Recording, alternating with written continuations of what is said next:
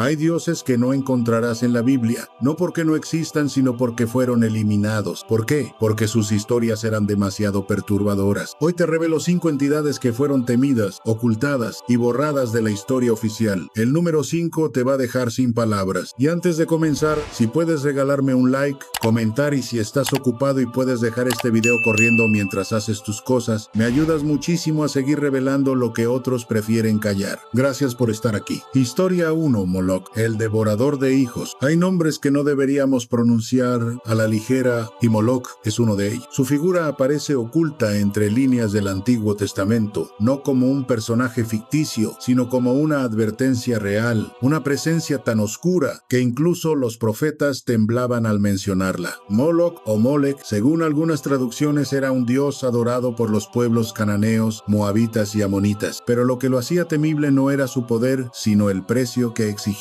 Los rituales en su honor eran brutales. Los antiguos construían una enorme estatua de bronce con cabeza de toro y cuerpo humano. En su interior ardía un fuego constante, como si de un horno infernal se tratara. Y cuando la ceremonia comenzaba, los primogénitos eran colocados vivos en los brazos incandescentes de esa estatua. Los sacerdotes golpeaban tambores con fuerza salvaje, no como parte de la ceremonia, sino para tapar los gritos de los niños, porque si los padres escuchaban a sus hijos suplicar, podían arrepentirse, y eso no se podía permitir. ¿Puedes imaginarlo? El pueblo observando en silencio, convencido de que aquel sacrificio traería fertilidad, lluvia, prosperidad, que el fuego del dolor humano sería visto como una ofrenda aceptable por su Dios. En el libro de Levítico, capítulo 18, versículo 21, se ordena con dureza: no darás hijo tuyo para hacerle pasar por el fuego a Moloch. Pero el culto ya se había extendido. E incluso, algunos historiadores creen que ciertos reyes de Israel habrían tolerado o practicado estos ritos en secreto. Durante siglos, Moloch fue demonizado, pero no sin razón. Su nombre quedó ligado a uno de los rituales más inhumanos de la historia, y sin embargo nunca desapareció del todo. Hoy, su imagen aparece en libros prohibidos, en textos apócrifos y en obras literarias como El Paraíso Perdido de Milton, donde se le describe como un demonio belicoso, amante del dolor y del sacrificio. Incluso en la cultura moderna su sombra persiste. Algunos lo relacionan con símbolos usados por sectas secretas y su nombre se menciona en teorías conspirativas sobre cultos de élite. Pero lo que más aterra es pensar que en algún rincón del mundo alguien aún crea que Moloch está observando y que su sed no ha sido saciada. Él fue uno de los primeros en ser ocultado, censurado, borrado de los sermones, pero no será el último, porque lo que viene es incluso más perturbador. Historia 2. Baal, el dios que fue el rival del cielo antes de que existiera el concepto de Satanás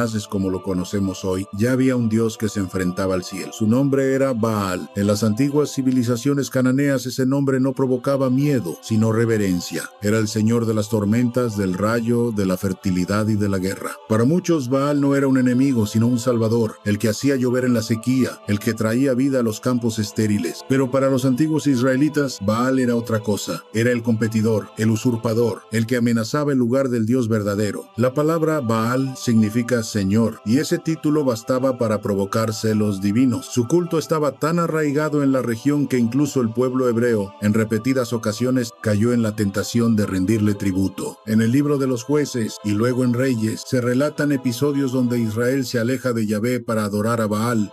Construyen altares en las colinas, levantan postes sagrados, incluso los profetas se desesperan. Elías, uno de los más importantes, desafía a 450 profetas de Baal en el Monte Carmelo y lo hace para demostrar quién tiene el verdadero poder. Ese enfrentamiento fue más que una batalla religiosa, fue una guerra espiritual, una lucha por el alma de un pueblo. Y el enemigo no era un demonio como lo conocemos hoy, era Baal. Pero Baal no era uno solo, era un arquetipo. Su imagen se fundía con otras: Hadad, Dagan, incluso Zeus en versiones posteriores. Tenía muchas formas, muchos rostros, y eso lo hacía aún más peligroso. El culto a Baal era intenso, sensual, lleno de ofrendas y sacrificios. Sus sacerdotes bailaban en trance, se herían a sí mismos, gritaban, suplicaban tormentas, como si en su dolor pudieran provocar que el cielo lloviera. Y cuando los textos bíblicos lo condenan, no lo hacen solo por idolatría, lo hacen porque Baal representaba una fuerza rebelde, una forma de poder independiente, una amenaza al monoteísmo naciente. Con el tiempo su nombre fue transformado. En textos tardíos aparece como Beelzebub, el señor de las moscas, ya no como Dios sino como demonio. Esa fue su condena, pasar de ser adorado a ser maldito. Pero las preguntas siguen. ¿Era realmente un enemigo o simplemente un rival silenciado por la historia? ¿Cuántos dioses fueron demonizados no por maldad sino por política espiritual? Baal fue borrado del altar, pero no de la memoria, y su sombra aún se agita con el trueno. Historia 3. Lilith, la mujer que fue borrada del paraíso. En casi todas las versiones de la creación que conocemos hay una verdad repetida. Adán fue el primer hombre y Eva la primera mujer. Pero eso no es del todo cierto. Existe una historia anterior, una que no se cuenta en las escuelas ni en los sermones. Una mujer que fue creada al mismo tiempo que Adán, del mismo barro, con el mismo poder. Su nombre era Lilith. Lilith aparece en antiguos textos judíos como el alfabeto de Ben Sira, un documento apócrifo que muchos consideran peligroso. Allí se cuenta que Lilith no fue creada para obedecer, sino para ser igual. Cuando Adán intentó imponer su autoridad sobre ella, Lilith se negó, exigió igualdad, y cuando no se la concedieron, huyó del Edén por voluntad propia. Se dice que voló hacia el Mar Rojo, una región asociada al misterio y a la muerte, donde se encontró con ángeles caídos y comenzó su transformación. Ya no era la primera mujer, ahora era algo más. Desde entonces, las historias la pintan como una seductora, un espíritu nocturno, una devoradora de recién nacidos. Fue demonizada, convertida en símbolo del caos, del deseo femenino, del poder que no acepta ser dominado. Pero, ¿por qué tanto odio hacia ella? Lilith representa lo que muchas culturas temieron, una mujer que no obedece, que elige, que se va. Por eso fue tachada, ocultada, expulsada de la narrativa oficial, porque su historia cuestionaba todo. En el Talmud se habla de ella como un demonio del aire. En la demonología medieval aparece como esposa de Satanás. En textos cabalísticos como madre de monstruos, pero en otras fuentes es algo más. Una diosa ancestral, un espíritu de la noche que existía mucho antes del Génesis. Incluso hoy Lilith ha resurgido como símbolo en movimientos feministas, en literatura, en arte, pero el debate persiste. ¿Fue realmente un demonio o fue la mujer que se negó a ser silenciada? Una cosa es cierta, Lilith fue borrada de la historia sagrada, pero no de la memoria colectiva. Y si fue eliminada de los textos canónicos, quizá fue porque su verdad era demasiado incómoda. Historia 4. Azazel, el ángel que enseñó lo prohibido. No todos los ángeles cayeron por orgullo, algunos lo hicieron por enseñar. Azazel no es un demonio común. Su nombre aparece en antiguos textos como el libro de Enoc, una obra que fue excluida de la Biblia tradicional,